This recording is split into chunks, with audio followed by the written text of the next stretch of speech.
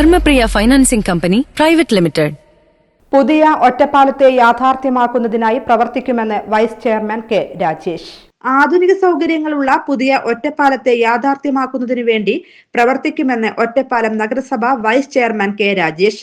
കഴിഞ്ഞകാല CPM ഭരണസമിതികളുടെ തുടർച്ചയും കഴിഞ്ഞ ഭരണസമിതിയുടെ വികസന തുടർച്ചയുമാണ് ലക്ഷ്യമെന്നും കെ രാജേഷ് പറഞ്ഞു. ഒറ്റപ്പാലം നഗരസഭയുടെ പുതിയ ഭരണസമിതി ഇന്നലെ ചുമതലയേറ്റിരിക്കുകയാണ്. നഗരസഭയുടെ ചെയർപേഴ്സണായി 4ാം വാർഡിൽ നിന്നും വിജയിച്ചിട്ടുള്ള ജയസുധയെ ഏകകണ്ഠമായാണ് നഗരസഭാ കൗൺസിൽ യോഗം ചേർന്ന് തിരഞ്ഞെടുത്തത്.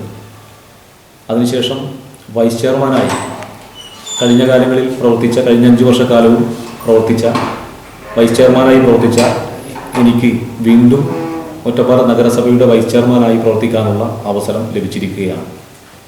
കഴിഞ്ഞ കാലങ്ങളിൽ ഒറ്റപ്പാലത്ത് നടത്തിയിട്ടുള്ള വികസന പ്രവർത്തനങ്ങൾക്ക് ഇടതുപക്ഷ ഭരണസമിതിയുടെ വലിയ ഇടപെടലാണ് ഇന്ന് കാണുന്ന ആധുനിക ഒറ്റപ്പാലമായി രൂപപ്പെടുന്നതിന് ഇടയാക്കിയിട്ടുള്ളത്.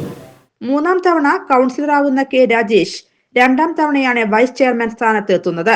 ഇന്നത്തെ ആധുനിക ഒറ്റപ്പാലത്തിന്റെ പിന്നിൽ ഇടതുപക്ഷ ഭരണസമിതിയുടെ വലിയ ഇടപെടലുകൾ ഉണ്ടെന്നും രാജേഷ് വ്യക്തമാക്കി. കഴിഞ്ഞകാല ഭരണസമിതികളുടെ തുടർച്ചയും കഴിഞ്ഞ 5 വർഷക്കാലം ഇടതുപക്ഷ ഭരണസമിതി നടപ്പാക്കിയിട്ടുള്ള ഭരണ തുടർച്ചയും അതിൻ്റെ വികസന പ്രവർത്തനങ്ങളും ഈ കാലയളവിലും അത് തുടർന്നു കൊണ്ടുപോകാൻ ഉദ്ദേശിക്കുകയാണ്. കക്ഷി രാഷ്ട്രീയത്തിന് അതീതമായി 39 വാർഡുകളെയും ഒരുപോലെ കണ്ടുകൊണ്ട് ഒരു പുതിയ ഒറ്റപ്പാലത്തെ, ആധുനിക സൗകര്യങ്ങളുള്ള ഒരു ഒറ്റപ്പാലത്തെ യാഥാർത്ഥ്യമാക്കുന്നതിന് വേണ്ടി എൻ്റെ കഴിവ് പരമാവധി ഉപയോഗപ്പെടുത്തും.